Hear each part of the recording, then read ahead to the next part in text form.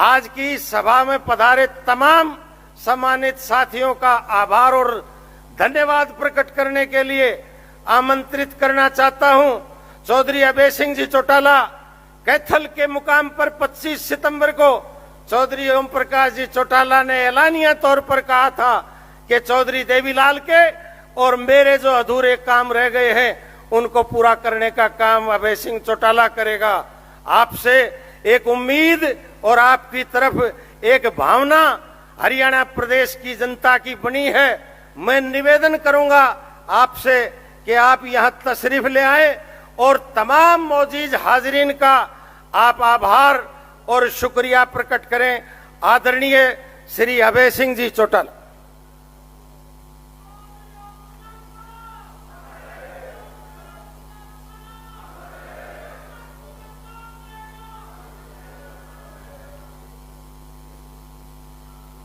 आदरणीय साथियों, आज हम सभी हमारे महान नेता, जुझारू, संघर्षशील, मेहनती और जुबान के धनी, कुशल प्रशासक और गरीब कमेरे किसान और दलित पिछड़े के मसीहा चौधरी ओम प्रकाश चौटाला जी को श्रद्धांजलि अर्पित करने के लिए एकत्रित हुए हैं। इस शोक सभा में हरियाणा, पंजाब, राजस्थान, हिमाचल, चंडीगढ़, दिल्ली, उत्तर प्रदेश और अन्य प्रदेशों से, विदेशों से हमारे परिवार से शुभचिंतक, दोस्त और रिश्तेदार आज यहां चौटाला साहब को श्रद्धांजलि देने के लिए वह इस दुख की घड़ी में हमारा ढांढस बंधाने के लिए दिल से आभार उनका मैं व्यक्त करता हूं। आज मैं भारी दिल और गहरे शोक के साथ आप सबके सामने खड़ा हूं। दुनिया का सबसे बड़ा दुख तब होता है जब शिष्य पिता का हाथ उठ जाता है और वह ताकतवर हाथ था जिसने मुझे बचपन में उंगली पकड़ के चलना सिखाया, सही गलत राहों का अंतर बताया, राजनीतिक गलियारों में सीना तान कर खड़ा होना सिखाया। मेरे पूजनीय पिताजी और आपके अजीज नेता अपनी जान से भी ज्यादा प्रेम करने वाले शख्सियत थे। जाने का दुख तो मुझे हो रहा है, उसे मैं शब्दों में बयान नहीं कर सकता। उनके जाने से परिवार, पार्टी और राजनीति में जो शून्य पैदा हुआ है उसकी भरपाई असंभव है। पार्टी के कार्यकर्ताओं के प्रति उनका जो स्नेह, आम आदमी के हितों के प्रति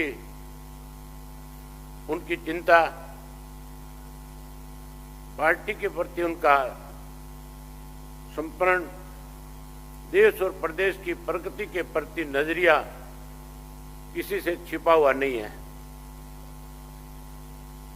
अपने आखिरी क्षणों तक किसान, मजदूर और गांव में बसने वाले लोगों की चिंता करते रहे। अक्सर इस उम्र में भी आकर व्यक्ति अपने स्वास्थ्य की चिंता करता है, लेकिन चौटाला साहब तो सबसे बड़ी तकलीफ यह थी कि लोगों को गांव-गांव जाकर के उनसे नहीं मिल जा रहे थे। जरा सा स्वास्थ्य में सुधार होता था, वह या तो किसी कार्यकर्ता के या विवाह समारोह में शिरकत करते थे या फिर किसी दुखियारी का दुख बांटने उनके घर पहुंच जाते थे। उनकी आदत कमाल की थी। एक एक कार्यकर्ता, परिवार व मित्रों का नाम पुकारते थे, उन्हें हजारों की संख्या में कार्यकर्ताओं के टेलीफोन नंबर याद रहते थे। वे अपनी सारी कामयाबी का श्रेय अपने कार्यकर्ताओं को देते थे। वे अक्सर कहा करते थे, अगर किसी ने मेरे खाल की जूती बनाकर भी कार्यकर्ता को पहना दूं तो मैं उनका एहसान नहीं उतार सकूंगा। हिंदी, पंजाबी, उर्दू और देश के सर्वश्रेष्ठ वक्ताओं में से एक थे। उनके कथन मुहावरे बनते थे, कहावत बनती थी। उनका फैसला मिसाल बना करते थे। वे अक्सर कहा करते थे कि जनता में केवल दो वर्ग होते हैं, एक कमेरा वर्ग है और एक लुटेरा वर्ग है। उन्हें कमेरे वर्ग की सेवा में कोई लापरवाही करे बर्दाश्त नहीं था। उनका मानना था सत्ता सुख भोगने का साधन नहीं अपितु सेवा का साधन है। हालांकि औपचारिक शिक्षा उनके पास बहुत कम, लेकिन फिर भी खाली समय जब मिलता था कुछ ना कुछ पढ़ते रहते थे। वह एक कार्य कौशल व्यक्ति थे। उनकी कार्यशैली में हरियाणा के विकास की ये गाथा लिखी जो आज तक कोई नहीं लिख सका। वे तो ऐसे मुख्यमंत्री थे जिन्होंने कभी घाटे का बजट प्रस्तुत नहीं किया। उनके समय में हरियाणा की अर्थव्यवस्था अपने शिखर पे थी। ब्यूरोक्रेसी पूरी तरह कर्मठ और अनुशासित थी। उनका जीवन और कार्य प्रणाली दोनों ही अपने आप में एक मिसाल थी। उनका नेतृत्व एक आदर्श नेतृत्व था। हरियाणा के कोने कोने में उन्होंने जो विकास किया, अक्षमता आंदोलन किए, संघर्ष के बिगुल बजाए, उन सब का परिणाम आपकी आंखों से हरियाणा की तीव्र गति और उन्नति की राह पे आज अग्रसर हुआ है। तत्कालीन प्रधानमंत्री डॉक्टर मनमोहन सिंह जी भी उनकी कार्यशैली से काफी बार प्रशंसा की।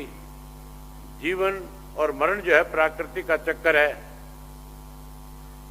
हर जीव को इस चक्कर से गुजरना है। चौटाला साहब अब वापिस तो नहीं आ सकते, लेकिन उनको राजनीतिक सिद्धांत व उनकी सियासत, संघर्ष, किसान कमेरे के जीवन तत्व का ऊंचा उठाने में उनका जो योगदान, सामाजिक रूप से उपेक्षित तत्व की मजबूती देने की उन्होंने जो सोच और पार्टी कार्यकर्ताओं के प्रति प्रगट प्रेम उनको अमर बनाता है। बेशक देह के रूप में चौधरी ओम प्रकाश चौटाला जी हमारे बीच में विराजमान नहीं है, लेकिन एक राजनीतिक विचार और संघर्ष के स्रोतर के रूप में हमेशा जहन में रहेंगे। उनका पूरा जीवन संघर्ष और जज्बे का विवरण है। हमारी चौटाला साहब को सच्ची श्रद्धांजलि यही होगी कि हम उनको दिखाए गए संघर्ष के रास्ते पे चलते रहें, किसान मजदूर की लड़ाई लड़ते रहें और सुनिश्चित करें कि समाज जो उपेक्षित वर्ग है, चाहे वो किसान हो, मजदूर हो, छोटा दुकानदार हो, हमारे दलित और अन्य पिछड़े वर्ग के लोग हों, उनको शासन व्यवस्था में और सरकारी योजनाओं में उनका हक मिले। जब चौधरी देवीलाल जी का स्वर्गवास हुआ था तब चौटाला साहब ने कार्यकर्ताओं से आह्वान किया था कि मेरा कान पकड़कर समझाने वाला मेरा पिता नहीं रहे, लेकिन आप सब मेरी गलती करने पे चौधरी देवीलाल बन करके मेरे कान खींचने का काम करना। आज 21 साल बाद मेरे कान खींचने वाला चौटाला साहब भी परमात्मा को प्यारे हो गए।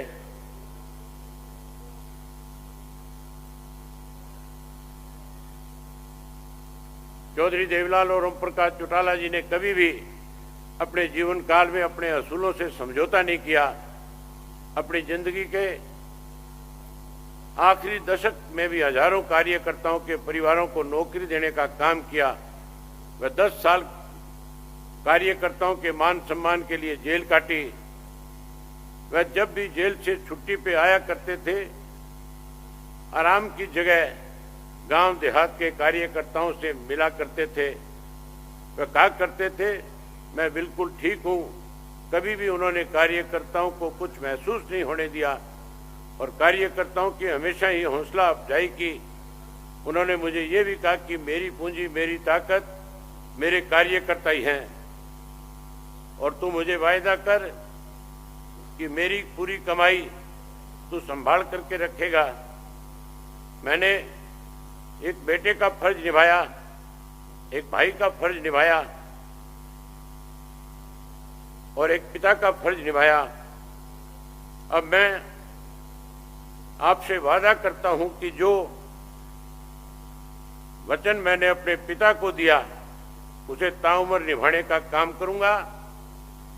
और आखिर में पार्टी के जुझारू कार्यकर्ताओं को सिर्फ इतना ही कहूंगा कि सुख दुख हमारे जीवन का हिस्सा है। आप हिम्मत रखिए, हम चौटाला साहब को तो वापस नहीं ला सकते, लेकिन उनके सपनों को अवश्य साकार करेंगे। और आज जितने भी महानुभाव आज की श्रद्धांजलि सभा में शामिल हुए, मैं आखिर में आप सबसे एक निवेदन करूंगा कि चौटाला साहब ने अपनी ताउम्र जिंदगी में हर किसी के, चाहे उनका कितना भी बड़ा राजनीतिक कोई विरोधी था, उसके यहां भी अगर घर में किसी वजह से कोई संकट आया या कोई बड़ा बुजुर्ग गया तो चौटाला साहब हमेशा उनके बीच में जाकर के खड़े हुए, ना केवल उन परिवारों को सांत्वनाएं दी बल्कि उनमें हिम्मत और हौसला बढ़ाने के साथ साथ उन्हें विश्वास देकर के आते थे कि मैं उस कमी को तो पूरा नहीं कर पाता, लेकिन मेरे जुम्मे जो जिम्मेवारी आप लगाओगे मैं उसको निभाने का काम करूंगा। आज आप इतनी बड़ी संख्या में आकर के आप लोगों ने जो उनके प्रति अपने श्रद्धा सुमन अर्पित किए, मैं उसके लिए आपका बहुत बहुत आभारी हूं, बहुत धन्यवादी हूं। और आपसे आग्रह करूंगा कि चौटाला साहब के खेत में पैदा हुए अन्न से आज आप सब के लिए हमने प्रसाद रखा है। आप सब लोग प्रसाद खा करके जाएं, प्रसाद लेकर के जाएं। आप आए, आपका बहुत धन्यवाद।